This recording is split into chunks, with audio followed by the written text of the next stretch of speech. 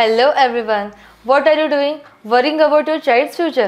तर काळजी नका करू. फक्त मुक्ताई कॉन्व्हेंटला संपर्क साधा. Because here you get learning with the excellence, quality education, science-based activities, play-based games and interactive learning. With all these modern teaching methods and strong parent-teacher communication, then what are you waiting for? लवकरात लवकर आपल्या पाल्याचे admission Muktai कॉन्व्हेंटला करा. Location आहे Muktai convent, Chetananagar, Sundarkhed, Buldhana.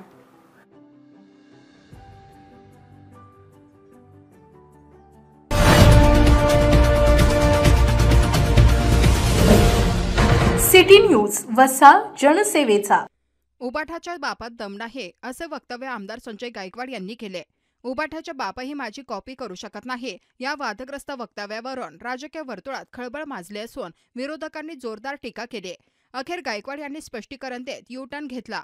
मात्र उबाठा शिवसेनेच्या राज्य प्रवक्त्या जयश्री शेळके यांनी यावर झणझणीत प्रहार केला आहे. बेताल वक्तव्य व चुकीच्या वागणुकीची कॉपी चांगली माणसं नक्कीच करणार नाहीत असा टोला लगावत शेळके म्हणाल्या की तीनदा पराभूत झालेल्या या आमदाराला शिवसेना हिंदू हृदय सम्राट बाळासाहेब ठाकरे या बापानेच आशीर्वाद दिला व शिवसेना प्रमुख उद्धव ठाकरे यांनी त्यांना उमेदवारी दिल्याने हे महोदय पहिल्यांदा विधानसभेची पायरी चढू शकले. आता ते म्हणतात की 10 जन्म माझी कोणी कॉपी करू शकत नाही. कॉपी किंवा अनुकरण ही चांगल्या गोष्टींचे करायचे असते. बेताल वक्तव्य व चुकीची बेताल वागणूक याची कॉपी चांगले माणसं करत नाहीत असा घणाघात लगावत शेळके यांनी आमदार गायकवाड यांचा समाचार घेताना केला. बुलढाण्याचे आमदार संजय गायकवाड हे नेहमीच त्यांच्या बेताल वक्तव्यांमुळे चर्चेत असतात. काल महायुती सरकारमधील वादग्रस्त आणि भ्रष्ट मंत्र्याच्या हकालपट्टीच्या मागणीसाठी उद्धव ठाकरे गटाने राज्यभर जनआक्रोश आंदोलन केले. या आंदोलनादरम्यान मुंबईसह अनेक ठिकाणी पथनाट्य, घोषणाबाजी आणि नाट्यमय आंदोलने करण्यात आली. त्यामध्ये काही दिवसांपूर्वी गायकवाड यांनी केलेल्या कृत्याचं पथनाट्यात रूपांतर करून सादरीकरण करण्यात आलं. यावर प्रतिक्रिया देताना संजय गायकवाड यांनी माझी कॉपी कोणीही करू शकत नाही, मी ओरिजिनल आहे. इतकंच काय तर उबाठाचा बापही माझी कॉपी करू शकत नाही असे वादग्रस्त वक्तव्य केले होते.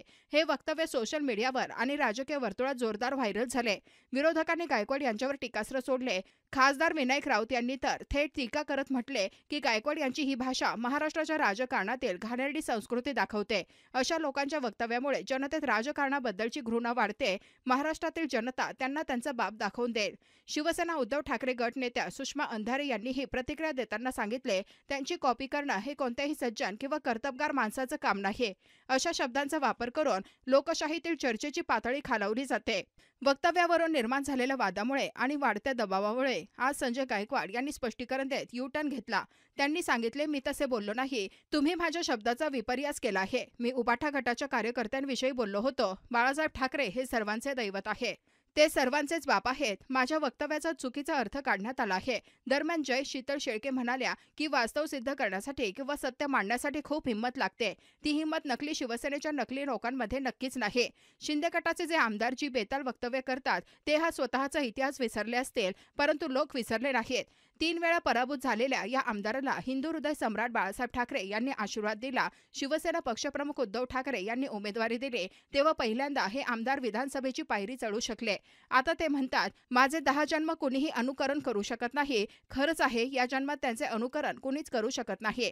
कारण अनुकरण हे चांगल्या गोष्टींचे करायचे असते. बेताल व गैरवर्तणुकीचे अनुकरण चांगली माणसे करीत नाहीत असे शेळके म्हणाल्या.